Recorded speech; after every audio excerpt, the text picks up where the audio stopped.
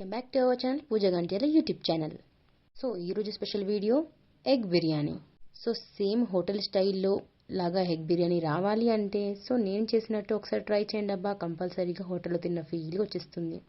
So చాలా simple and స్వీట్గా చేసేద్దాం. వచ్చేసేయండి ప్రాసెస్లోకి. ఫస్ట్ మిక్సీ గిన్నె తీసేసుకొని దాంట్లోకి 3 టమాటోస్ కట్ చేసుకొని యాడ్ చేసుకోవాలి.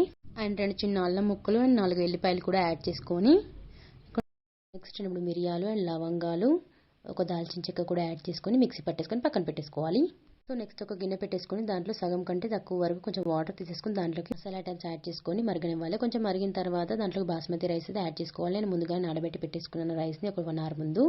సో ఆ రైస్ని అయితే అందులో యాడ్ చేసుకొని కొంచెం సాల్ట్ కూడా యాడ్ చేసుకొని అండ్ ఒక స్పూన్ వరకు ఆయిల్ కూడా యాడ్ చేసుకొని, సో రైస్ అయితే 70% ఉడికితే సరిపోతుంది. సో నేనైతే చెక్ చేస్తున్నాను, 70% అయితే రైస్ ఉడికిపోయింది. సో స్టవ్ ఆఫ్ చేసుకొని వాటర్ అంతా తీసేసి స్టెయిన్ చేసుకోవాలి ఫస్ట్ రైస్ని.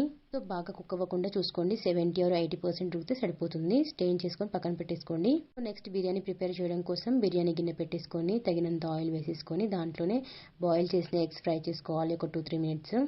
సో కొంచెం బ్రౌన్ కలర్ వచ్చేంత వరకు ఫ్రై చేసుకుంటే సరిపోతుంది అనమాట.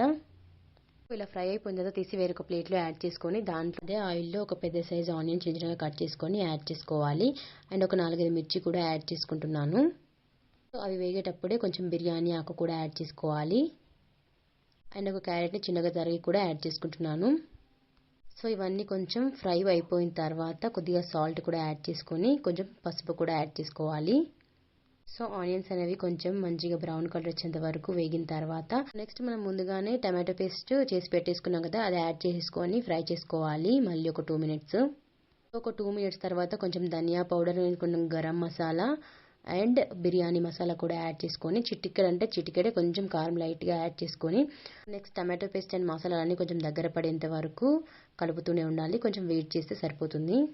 సో పేస్ట్ అంతా దగ్గర పడిపోయిన తర్వాత మనం ముందుగా ఉడికించి పెట్టుకున్న రైస్ని అయితే ఒక లేయర్ యాడ్ చేసుకోవాలి ఫస్ట్గా. సో ఒక లేయర్ యాడ్ చేసిన తర్వాత దాని మీద సో కొత్తిమీర అండ్ పుదీనా